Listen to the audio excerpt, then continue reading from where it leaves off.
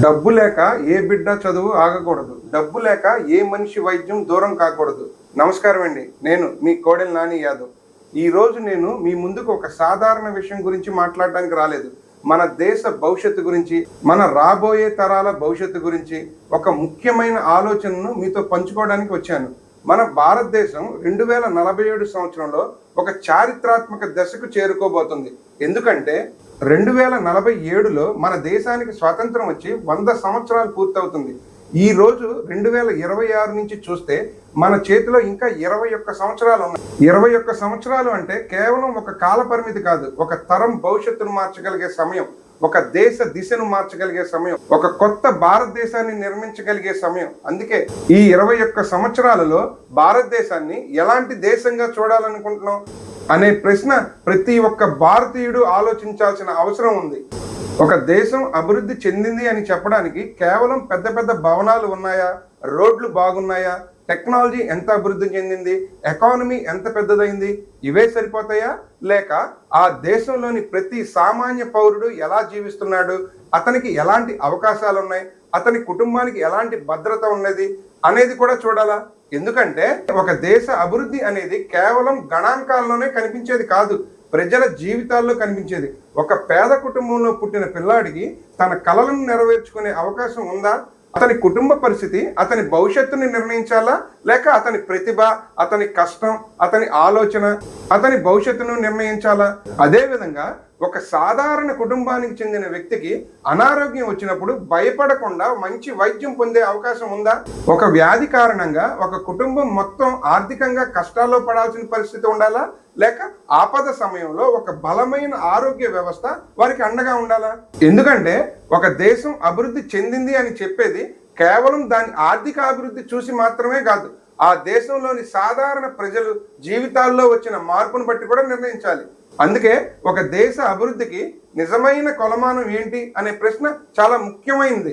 ఎందుకంటే ఒక దేశ భవిష్యత్తును నిర్ణయించేది కేవలం ఆ దేశ సంపద కాదు, ఆ దేశంలో ఉన్న ప్రతి బిడ్డకు లభించే అవకాశం, ప్రతి పౌరుడికి లభించే భద్రత, ప్రతి కుటుంబానికి ఉండే నమ్మకం. అందుకే ఈ రోజు మనం మాట్లాడుకోవాల్సింది విద్య గురించి, వైద్యం గురించి, ప్రతి భారతీయుడికి సమాన అవకాశాల గురించి. ఇదే ఆలోచనతో ఈ రోజు మనం మాట్లాడుకోబోయే విషయం మిషన్ భారత్ 2047.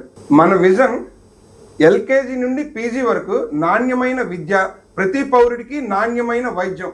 కానీ ఇక్కడ ఒక ముఖ్యమైన ప్రశ్న ఉంది. మనం తరచుగా మాట్లాడే పదాలేంటి? ఉచిత విద్య, ఉచిత వైద్యం. కానీ మన అసలు లక్ష్యం కేవలం ఉచితం అనే పదం మాత్రమేనా, లేక డబ్బు లేకపోవడం వల్ల ఎవరికి నాణ్యమైన విద్య, వైద్యం దూరం కాకుండా చేయడమా? ఈ రెండిటికి మధ్య చాలా పెద్ద తేడా ఉంది. ఎందుకంటే మన చర్చ కేవలం ఫ్రీ అనే పదం మాత్రమే కాదు, మన చర్చ క్వాలిటీ, యాక్సెసిబిలిటీ, ఈక్వల్ ఆపర్చునిటీ గురించి. ఇప్పుడు ముందుగా మనం మాట్లాడుకోవాల్సింది విద్య గురించి. ఎందుకంటే ఒక దేశ భవిష్యత్తు ఎక్కడ నిర్మించబడుతుంది అంటే అది కేవలం పెద్ద పెద్ద భవనాల్లో కాదు, అది మన పాఠశాలల్లో నిర్మించబడుతుంది. ఈరోజు మనం ఒక పిల్లవాడికి ఏ విద్య అందిస్తున్నామో రేపటి భారతదేశం ఎలా ఉండబోతుంది అది నిర్ణయిస్తుంది. మన భారతదేశానికి వేల సంవత్సరాల విద్యా సాంప్రదాయం ఉంది. మన పూర్వీకుల కాలంలో జ్ఞానం, ఆలోచన, పరిశీలన, విజ్ఞానం, విలువలు, వీటి ఆధారంగా విద్య అభివృద్ధి చెందింది. కాలం మారింది, సమాజం మారింది, విద్యా విధానాలు కూడా మారుతూ వచ్చాయి. ఆధునిక కాలంలో science, technology, mathematics, research, innovation ఇవన్నీ విద్యలో అత్యంత ముఖ్యమైన భాగాలుగా మారాయి. ప్రపంచం వేగంగా మారుతున్న ఈ సమయంలో మన విద్యా వ్యవస్థ కూడా అదే వేగంతో మారాల్సిన అవసరం ఉందా అనే ప్రశ్న మన ముందు ఉంది. ఎందుకంటే ఒక పిల్లవాడి భవిష్యత్తును అతను ఏ కుటుంబంలో పుట్టాడు అనేది నిర్ణయించాలా, లేక అతనిలో ఉన్న ప్రతిభ, అతని కష్టం, అతని కలలు, అతని భవిష్యత్తును నిర్ణయించాలా? ఇక్కడే మనం ఒక ముఖ్యమైన విషయాన్ని ఆలోచించాలి. విద్య అనేది కేవలం ఒక సేవ కాదు, విద్య అనేది ఒక జీవితాన్ని మార్చే శక్తి. ఒక విద్యార్థి చదువుకుంటే అతని జీవితం మారుతుంది, అతని కుటుంబం మారుతుంది, తర్వాత సమాజం మారుతుంది, చివరికి దేశం కూడా మారుతుంది. అందుకే మన ముందు కొన్ని ముఖ్యమైన ప్రశ్నలు ఉన్నాయి. మొదటి ప్రశ్న ఏంటంటే, భారతదేశం 2047 నాటికి ప్రతి పౌరుడికి నాణ్యమైన విద్య ఉచితంగా లేదా ఆర్థిక భారం లేకుండా అందించే వ్యవస్థను నిర్మించగలదా? రెండో ప్రశ్న, విద్య అనేది కేవలం ఒక అవకాశం మాత్రమేనా, లేక ప్రతి భారతీయుడి భవిష్యత్తును నిర్మించే ఒక ప్రాథమిక హక్కుగా చూడాల్సిన అవసరం ఉందా? మూడో ప్రశ్న ఏంటంటే, డబ్బు లేకపోవడం వల్ల ఒక పిల్లవాడు తన చదువుని ఆపాల్సిన పరిస్థితి 2047 నాటికి ఉండకూడదా? నాలుగో ప్రశ్న ఏంటంటే, ఎల్కేజీ నుండి పీజీ వరకు నాణ్యమైన విద్య ప్రతి విద్యార్థికి అందుబాటులోకి రావాలి అంటే మన విద్యా సంస్థల్లో ఎలాంటి మార్పులు రావాలి? ఇక్కడ ఒక ముఖ్యమైన విషయం ఏంటంటే, ఉచిత విద్య అంటే కేవలం ఫీజులు లేకపోవడమే మాత్రమేనా? ఒక పాఠశాలలో ఫీజులు లేకపోయినా, మంచి ఉపాధ్యాయులు లేకపోయినా, మంచి వాతావరణం లేకపోయినా, టెక్నాలజీ లేకపోయినా, స్కిల్స్ అభివృద్ధి లేకపోయినా ఆ విద్య నిజంగా నాణ్యమైన విద్య అవుతుందా? అందుకే మరో ప్రశ్న ఏంటంటే, ఉచిత విద్య అంటే కేవలం ఫీజులు లేకపోవడమేనా, లేక మంచి ఉపాధ్యాయులు, మంచి పాఠశాలలు, టెక్నాలజీ, స్కిల్స్, రీసెర్చ్ అవకాశాలు ఇవన్నీ అందులో భాగం కావాలా? మన దేశంలో ఎంతో ప్రతిభ ఉన్న పిల్లలు ఉన్నారు, కానీ కొంతమంది పిల్లలు మాత్రం అవకాశాలు లేక వెనుకబడుతున్నారు. అందుకే నా ఆరో ప్రశ్న ఏంటంటే, ఒక పిల్లవాడి భవిష్యత్తును అతని కుటుంబ ఆర్థిక పరిస్థితి నిర్ణయించాలా, లేక అతని ప్రతిభ, అతని కష్టం, అతని భవిష్యత్తును నిర్ణయించాలా? ఒక పేద కుటుంబంలో పుట్టిన పిల్లవాడు కూడా ఒక మంచి డాక్టర్ కావచ్చు, ఒక గొప్ప శాస్త్రవేత్త కావచ్చు, ఒక మంచి ఇంజనీర్ కావచ్చు, ఒక గొప్ప ఆలోచనాపరుడు కూడా కావచ్చు. కానీ ఆ కళలను చేరుకోవడానికి అవసరమైన అవకాశాలు అందరికీ సమానంగా ఉన్నాయా? నా ఏడో ప్రశ్న ఏంటంటే, పేద కుటుంబంలో పుట్టిన పిల్లవాడికి కూడా ప్రపంచ స్థాయి విద్య అందేలా మనం ఏం చేయాలి? ఇప్పుడు మన గవర్నమెంట్ స్కూల్స్ గురించి కూడా ఆలోచించాలి. ఎందుకంటే దేశంలోని కోట్లాది పిల్లల భవిష్యత్తు గవర్నమెంట్ ఎడ్యుకేషన్ సిస్టమ్ పై ఆధారపడి ఉంటుంది. అందుకే నా ఎనిమిదో ప్రశ్న ఏంటంటే, గవర్నమెంట్ స్కూల్స్ ను ప్రతి ఒక్కరూ నమ్మే స్థాయిలో ప్రపంచ స్థాయి క్వాలిటీ ఎడ్యుకేషన్ ఇచ్చేలా ఎలా మార్చాలి? నా తొమ్మిదో ప్రశ్న ఏంటంటే, గ్రామీణ ప్రాంతాల్లో ఉన్న పిల్లలకు కూడా నగరాల్లో ఉన్న పిల్లలతో సమానంగా విద్యా అవకాశాలు ఎలా కల్పించాలి? ఎందుకంటే ఒక పిల్లవాడు ఏ ప్రాంతంలో పుట్టాడో అది అతని అవకాశాలను నిర్ణయించకూడదు, అతని ప్రతిభకు దేశం అవకాశం ఇవ్వాలి.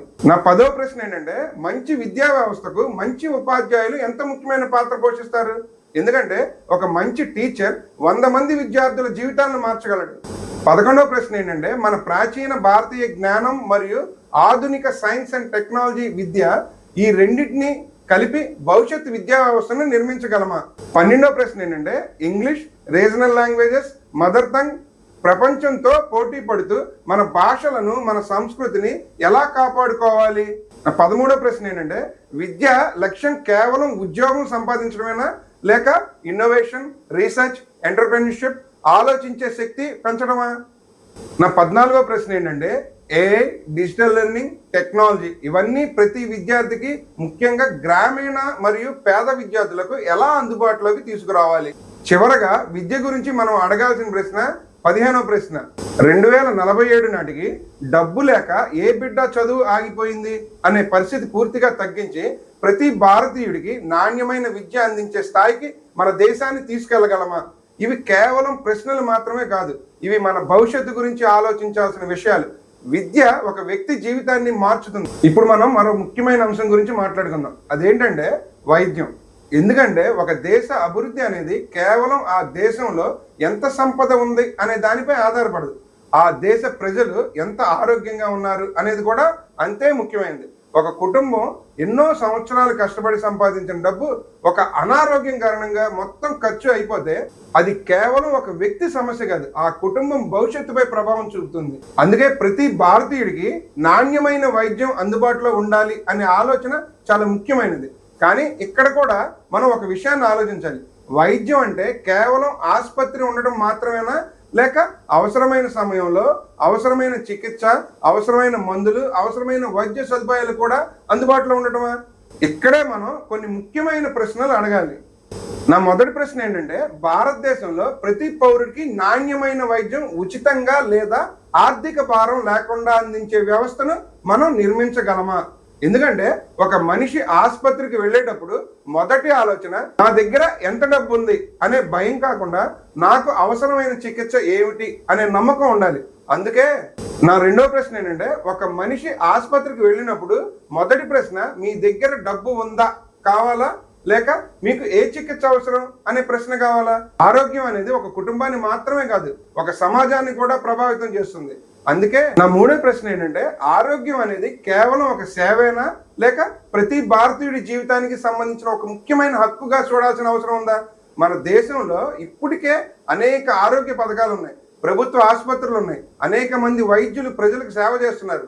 కానీ 2047 నాటికి మనం ఇంకా ముందుకు వెళ్లాల్సిన అవసరం ఉందా అనే ప్రశ్న మన ముందు ఉంది. 4వ ప్రశ్న ఏంటంటే, డబ్బు లేకపోవడం వల్ల ఒక కుటుంబం వైద్యం కోసం అప్పులు పాలయ్యే పరిస్థితి 2047 నాటికి ఉండకూడదు. ఎందుకంటే ఒక వ్యాధి ఒక మనిషిని మాత్రమే బాధించదు, ఆ కుటుంబం మొత్తం మీద ప్రభావం చూపుతుంది. అందుకే నా 5వ ప్రశ్న ఏంటంటే, ఫ్రీ హెల్త్ కేర్ అంటే కేవలం ఆసుపత్రిలో బెడ్ మాత్రమేనా, లేక మందులు, పరీక్షలు, శస్త్రచికిత్సలు, ఎమర్జెన్సీ కేర్ ఇవన్నీ కూడా అందులో భాగం కావాలా? ఇప్పుడు మన గవర్నమెంట్ హెల్త్ కేర్ సిస్టమ్ గురించి ఆలోచించాలి.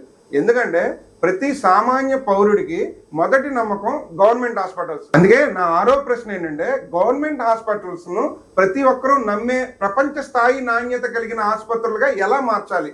ఒక పెద్ద నగరంలో ఉన్న వ్యక్తికి లభించే వైద్య సదుపాయాలు ఒక చిన్న గ్రామంలో ఉన్న వ్యక్తికి కూడా అందుబాటులోకి రావాలి. అందుకే నా 7వ ప్రశ్న ఏంటంటే, గ్రామీణ ప్రాంతాల్లో ఉన్న ప్రజలకు కూడా నగరాల్లో ఉన్న స్థాయి వైద్య సదుపాయాలు ఎలా అందించాలి? కేవలం ఆసుపత్రి భవనం ఉంటే సరిపోదు, అందులో నిపుణులైన వైద్యులు ఉండాలి, శిక్షణ పొందిన సిబ్బంది ఉండాలి, ఆధునిక పరికరాలు ఉండాలి, అత్యవసర సేవలు ఉండాలి. నా 8వ ప్రశ్న ఏంటంటే, ప్రతి జిల్లాలో నాణ్యమైన ఆసుపత్రులు, నిపుణులైన వైద్యులు, ఆధునిక వైద్య పరికరాలు అందుబాటులోకి రావాలంటే మనం ఏం చేయాలి?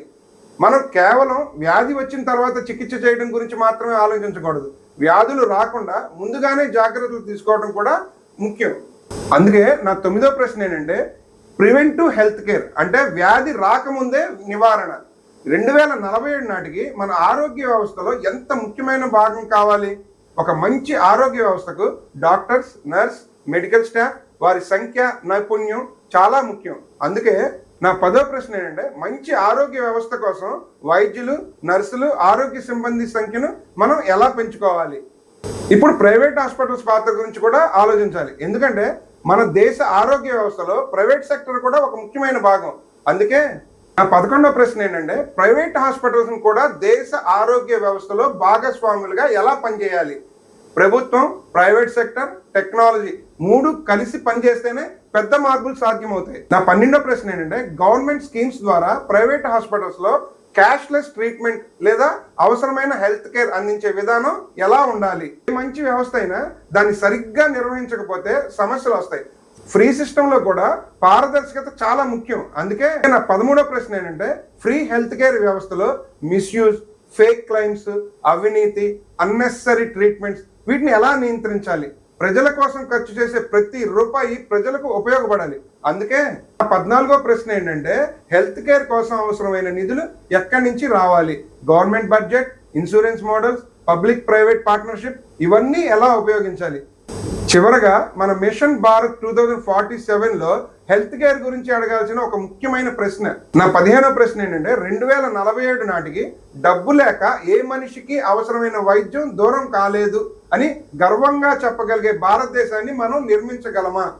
ఇది కేవలం వైద్యం గురించి ప్రశ్నలు కాదు, ఇవి మన దేశ భవిష్యత్తు గురించి ప్రశ్నలు. ఇప్పుడు చివరగా ఒక ముఖ్యమైన విషయం మనం గుర్తుపెట్టుకోవాలి. ఒక దేశాన్ని నిర్మించే బాధ్యత కేవలం ప్రభుత్వాలది మాత్రమే కాదు, అలాగే ఒక దేశ భవిష్యత్తును మార్చే శక్తి కేవలం కొంతమంది వ్యక్తుల దగ్గర మాత్రమే ఉండదు. ప్రతి ఒక్క పౌరుడికి కూడా అందులో ఒక పాత్ర ఉంటుంది. ఈ రోజు మనం మాట్లాడుకున్న ప్రశ్నలన్నీ ప్రభుత్వాలని విమర్శించడానికి కాదు, ప్రభుత్వాల బాధ్యతలను గుర్తు చేయడానికి మాత్రమే కూడా కాదు, మనందరి బాధ్యతను కూడా గుర్తు చేసుకోవడానికి. ఎందుకంటే ప్రభుత్వాలకు ఒక బాధ్యత ఉంది, ప్రజల అవసరాలను అర్థం చేసుకోవాలి, మంచి విధానాలను తీసుకురావాలి, వైద్యం వంటి ప్రాథమిక రంగాలకు సరైన ప్రాధాన్యత ఇవ్వాలి, అవసరమైన వనరులు సమకూర్చాలి, ప్రజలకు నమ్మకమైన వ్యవస్థను నిర్మించాలి. కానీ ప్రజలుగా మనకు కూడా బాధ్యత ఉంది. మనకు కావాల్సిన మార్పులను అర్థం చేసుకోవాలి, సరైన ప్రశ్నలు అడగాలి, మన ఆలోచనలకు బాధ్యత పంచుకోవాలి. ఎందుకంటే ఒక మంచి దేశం కేవలం మంచి ప్రభుత్వాలతోనే నిర్మించబడదు, బాధ్యత గల పౌరులతో కూడా నిర్మించబడుతుంది. ఒకవైపు ప్రభుత్వం, మరోవైపు ప్రజలు ఇద్దరు ఒకే లక్ష్యంతో కలిసి పనిచేసినప్పుడే పెద్ద పెద్ద మార్పులు సాధ్యమవుతాయి. మిషన్ భారత్ 2047 అనేది కేవలం ఒక ప్రభుత్వ ప్రణాళిక కాదు, ఇది ప్రతి భారతీయుడి కళ, ప్రతి తల్లిదండ్రి ఆశ, ప్రతి విద్యార్థి భవిష్యత్తు, ప్రతి కుటుంబం ఆరోగ్య భద్రత. మన లక్ష్యం కేవలం ఉచితం అనే పదం కాదు, మన అసలు లక్ష్యం ప్రతి భారతీయుడికి ఒక అవకాశం ఇవ్వటం, ప్రతి భారతీయుడికి ఒక భద్రత కల్పించడం, ప్రతి భారతీయుడికి గౌరవంగా జీవించే అవకాశం కల్పించడం, ఒక పేద కుటుంబంలో పుట్టిన పిల్లవాడు కూడా తన కలలను చేరుకునే అవకాశం ఉన్న దేశం. ఒక సాధారణ కుటుంబంలో చెందిన వ్యక్తి కూడా ఆరోగ్య విషయంలో భయపడకుండా జీవించగలిగే దేశం మన దేశం కావాలి.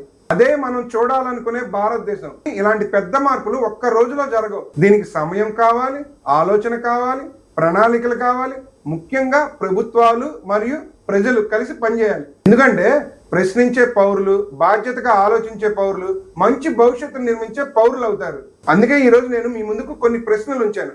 ఈ ప్రశ్నలకు సమాధానం మనం కలిసి మళ్ళీ వెతుకుదాం. తర్వాతి భాగాల్లో కూడా ఎడ్యుకేషన్ గురించి, హెల్త్ కేర్ గురించి, ఫండింగ్ గురించి, ఇంప్లిమెంటేషన్ గురించి ఒక్కొక్క అంశాన్ని మనం వివరంగా చర్చిద్దాం. చివరగా 2047లో మనం చూడాలనుకునే భారతదేశం ఎలా ఉండాలి? అది కేవలం నాయకుల నిర్ణయం కాదు, అది కేవలం ప్రభుత్వాల బాధ్యత కాదు, అది మనందరి కళ, మనందరి బాధ్యత. డబ్బు లేక ఏ బిడ్డ చదువు ఆగని భారతదేశం, డబ్బు లేక ఏ మనిషికి వైద్యం దూరం కాని భారతదేశం. అలాంటి భారతదేశాన్ని మనం నిర్మించగలమా అనే ప్రశ్నకు సమాధానం మనందరి చేతుల్లోనే ఉంది. ఇదే ఆలోచనతో, ఇదే బాధ్యతతో మిషన్ భారత్ 2047 వైపు మనందరం కలిసి ముందుకు సాగుదాం. నమస్కారం, నేను మీ కోడెల నాని యాదవ్.